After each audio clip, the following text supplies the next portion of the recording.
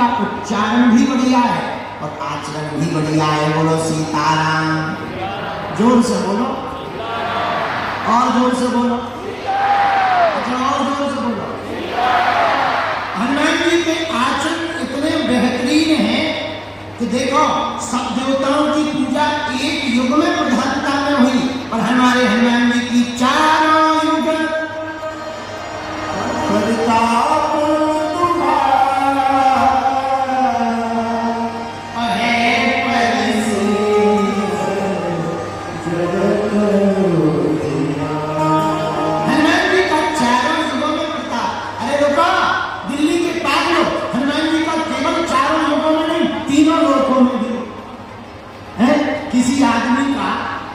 एक जगह पर ही नाम होता है। भारत का भारत में है, कुछ ऐसे अमीर है जिनका थोड़ा सा वर्ल्ड वाइड है, लेकिन कुछ दिन के लिए ये जब मर जाते हैं तो कोई नहीं पूछता। पर हमारे हनुमान जी मरते हैं ही नहीं। क्यों? आचार्य है हमारे गुण निधि सुत हो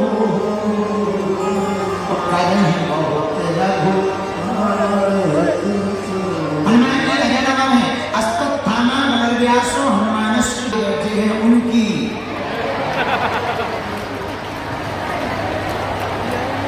जो 3 बजे से बैठे बैठे हमारे मन ही मन में गाली बक रहे, गुरुजी अभी तक नहीं आए, गुरुजी अभी तक नहीं आए, अभी तक नहीं आए। वो पगलन की भी और हमारी जे जो हम टाइम पे आए, हम देखो समय के पक्की घड़ी चाहे लेट हो जाए। हमने कहा दिया था कि कल देखो आज हम 3 से 4 के बीच में आ जाएंगे, देखो 2:59 पे आ गए। वो बात अलग है, तुम्हारी घड़ी में 6 बज रहे हैं, हमने अपनी पहले ही बंद कर दी तो हमारी अभी भी 2:59 पे ही टिकी है। आज दीक्षा समारोह था तो दीक्षा देने लगे हम, बहुत लेट हो गए, लगभग 250-300 लोग थे दीक्षा के। फिर भभूति बांटी, दीक्षा दी, भभूति बांटी, फिर रास्ता भर पागली पागल में सबको मिलते हुए आ गए। भैया दिल्ली में आकर के हमें ऐसा लगता है जैसे हिंदू राष्ट्र का सपना पूरा होने लगा।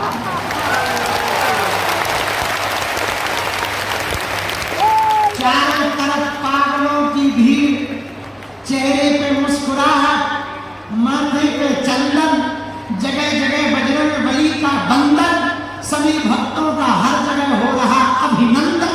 ऐसा लग रहा भारत हिंदू राष्ट्र हो रहा। गुलाम नाम की गूंज, छोटे छोटे बच्चे बेचारे। अभी जब मंच पे आए एक छोटा सा बच्चा कपड़ा का बैग लेके आया, हमने पूछा क्या है, बोले तुम्हारा कुर्ता है। सीधी सरल भाषा। अरे हमने कहा बहुत अच्छा है। हमने अपनी माला निकाली, गले में डाल दी, पटका डाला, जैसे ही हम जाने लगे सोई माला निकाल के बोला ले जाओ अपनी माला। अरे पागल हो नहीं, तुम माला ले लो, ले लो, रोने लगा। हमें मन में आया इसी भोलेपन पर हमारे हनुमान जी भी रीझ जाते हैं।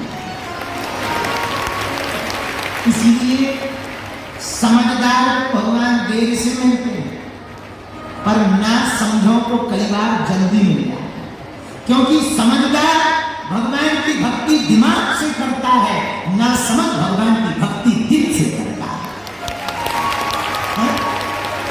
इसलिए ज्ञानियों को बड़ी दिक्कत होती है, भक्त को कम। अच्छा जो बहुत VIP हो उसे सोफा ना मिले तो कितना बढ़िया कथा हो, दिमाग खराब हो जाए। कोई बहुत हम तो अब हमारा काम ही देखना, हमारा काम ही दिल दिमाग पढ़ना। कोई अच्छे पद पे बैठा हो उसे सोफा ना मिले, कोई स्वागत ना करे, मंच पे ना बुलाया जाए, नाम ना लिया जाए, ऐसे दिमाग खराब हो जाते हैं जैसे हमने इनका कर्जा ले रखा। और भोले भगत जो बिना अभिमान के हैं वो ऐसे आते हैं, पूछो मत। हमारा तो भैया जी रोने लगता है आप लोगों की भक्ति देखकर धन्य है आप लोग, धन्य है आपकी भक्ति, धन्य है आपकी श्रद्धा।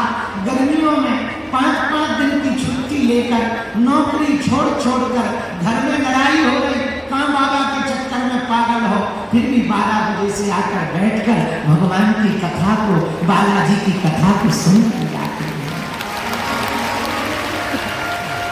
धन्य है आप लोग, धन्य है भैया।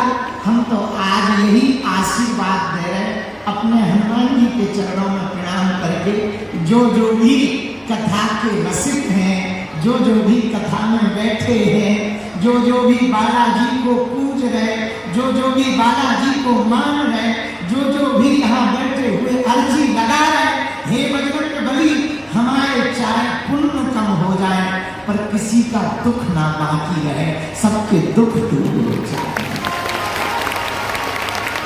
धन्य है आप लोग, धन्य है आप लोगों की भक्ति।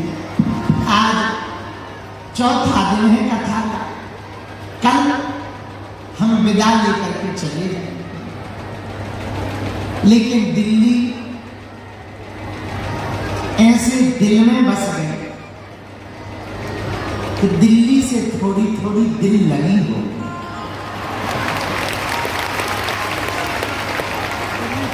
पहले साल भर में एक बार कथा देते थे दिल्ली में, अब हमने सोच लिया है अलग अलग कोने में 6-6 महीने में एक बार कथा,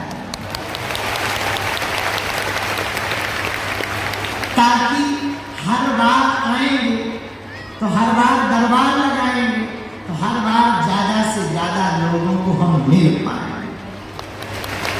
भैया जो आगे बैठे वो भी हमारे अपने, बुरा न मानना, लेकिन एक बात बोले, सेवादारों से, सेवादार हमारे सब अच्छे हैं, लेकिन एक कमी है। कई बार हम देखते हैं ये उनको ज्यादा इज्जत देते हैं जिनकी ऑलरेडी इज्जत है।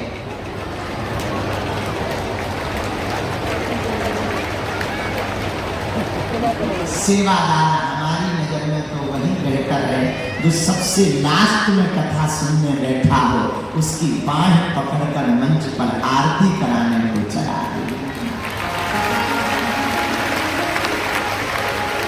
मन हमारा प्रसन्न है, पर भगवान की कृपा है हम मिल लेते हैं दरबार के बहाने, भगवती के बहाने, निवास पे 100-500 नहीं 1000-2000 लोगों को प्रतिदिन मिल लेते हैं तो हमें संतुष्टि होती है। भैया मिलना जरूरी नहीं है, कथा में तुम्हारा बैठना और दरबार में बैठना जरूरी है। सुनियो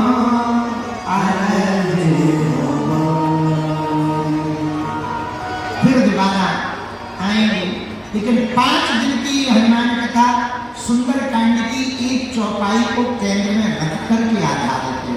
और चौपाई में याद हो गई सबको, हो गई? अरे सबको याद है, जिन्होंने सुंदरकांड पढ़ा होगा, उसी चौपाई में ये कथा है।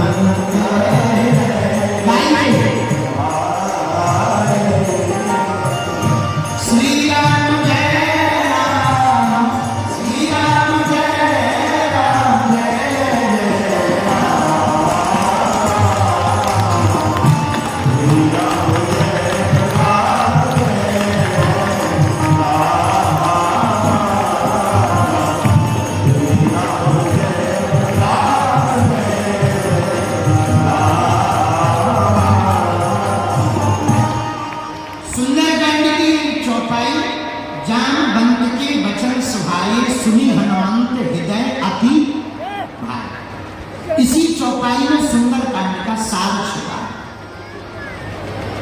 बोले क्या? बोले सुनो, जामवंत जी के वचन हनुमान जी को प्रिय लगे और मेरे पास जिस व्यक्ति को अपने से बड़ों की सीख प्रिय लगती है, वही लंका में जाकर के राम नाम का डंका बजाता है। जी के वचन अच्छे लगे, जामवंत के वचन सुहाए। हम लोग दिन भर सुनते हैं, पर क्या सुनते हैं ये पता नहीं। हाउ जी जी जी, yes sir, yes sir, yes sir, yes sir, yeah I know yes yes, right, क्या राइट, धन्यवाद। दिन भर राइट करते हैं और राम शाम को मिले, पूछो सब ठीक है, नो राइट लेफ्ट। अरे भाई, कारण क्या है? सुंदर कारण से समझो। जामवंत के वचन सुहाए, सुनी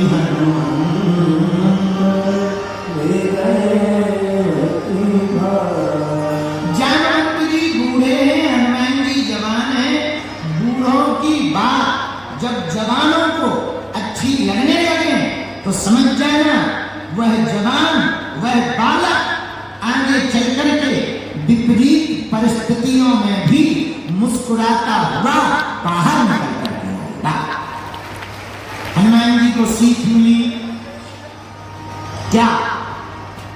जामवंत जी ने कहा, इतना करहूं तात तुम जाई, और सीता देखी कहाँ सुधिया। इतना करना, तुम लंका जाकर के माता जानकी जी का पता लगाना, वह पता लाकर के भगवान श्री राम जी को सुनाना, बस इतना ही करना।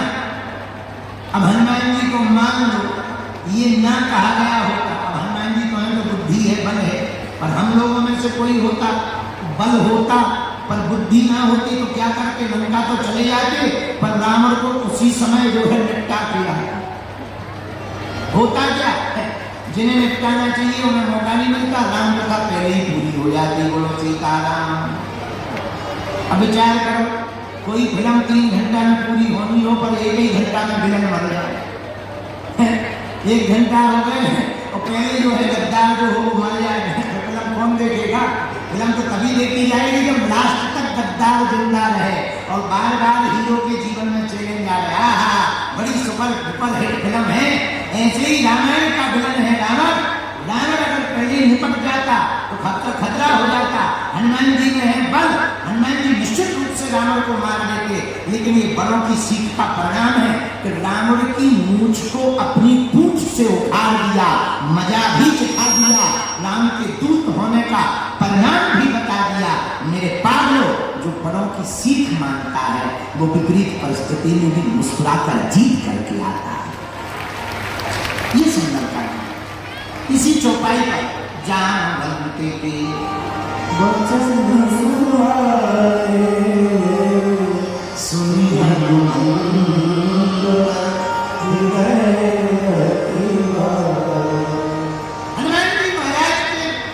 जी महाराज के जीवन में एक बात और बड़ी अद्भुत है।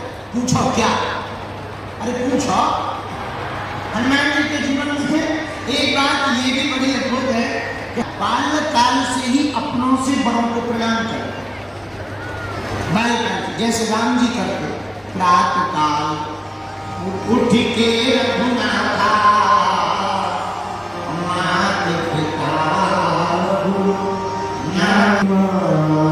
तिलक है, तिलक काला तिलक है। हाँ तो सुनो, राम जी प्रातः काल उठ करके माता पिता और गुरु को प्रणाम करते हैं। बोलो सीताराम, जोर से बोलो, और जोर से बोलो। राम जी प्रातः काल उठ के माता पिता गुरु को प्रणाम करते हैं। हम लोग घरवाली के प्रवचन सुनते हैं। ये बता, एक जमाना था माता पिता गुरु को प्रणाम करते थे, आशीर्वाद नहीं है, पर एक सज्जन हमें सुना रहे थे, बोले गुरु जी गृहस्थ में अगर किसी को शांति चाहिए तो उपाय है। हमने कहा क्या? बोले बस एक उपाय है, सुबह जल्दी पुरुष उठ जाए, पति को जल्दी उठना चाहिए, उठते ही हाथ पैर ठीक करने के लिए झाड़ू लगानी चाहिए, चाय अपने ही हाथ की पीनी चाहिए, जब खुद की चाय पिए हैं, एक कप बनानी है, दूसरा कप घरवाली के लिए बनानी है।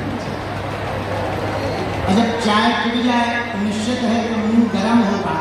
मुंह गर्म होगा तो हाथ ठंडे करने चाहिए। हाथ ठंडे करने चाहिए तो जो कप में चाय पी है वो धो लेने चाहिए। पर जब अपना धो ही गए हैं तो घरवाली का। हाँ, नाश्ता तो किसी का भी नहीं खाना चाहिए, खुद ही बनाना चाहिए। जब खुद नाश्ता बनाए, एक प्लेट घरवाली को। ऐसे हमको उन्होंने विस्तार पूर्वक बताया। हम ये तुमसे नहीं कह सकते कि आप लोग ऐसा करें। हम एक बात कह रहे हैं, हम लोग दुनिया को रिझाने के लिए सेवा करते हैं, जगत को रिझाने के लिए सेवा करते हैं। दिल्ली के पागल हम जगत को रिझाने की बजाय जगदीश को रिझाने के लिए अगर सेवा करें तो घर हमारा मंदिर हो जाए। बोलो सीता। और जोर से बोलो। चलो, एक ये बात हो गई। दूसरी बात, हनुमान जी प्रणाम करते हैं और आचरण से भी बढ़िया है। ज्यादातर लोगों के उच्चारण बढ़िया होते हैं पर उच्च आचरण नहीं। ज्यादातर लोग उच्चारण पर ध्यान देते हैं, उच्च आचरण पर ध्यान नहीं देते हैं। आप उच्चारण पर ध्यान दोगे तो केवल शब्दों के जादूगर बनोगे, पर अगर तुम उच्च आचरण पर ध्यान दोगे तो तुम मनुष्यों में महान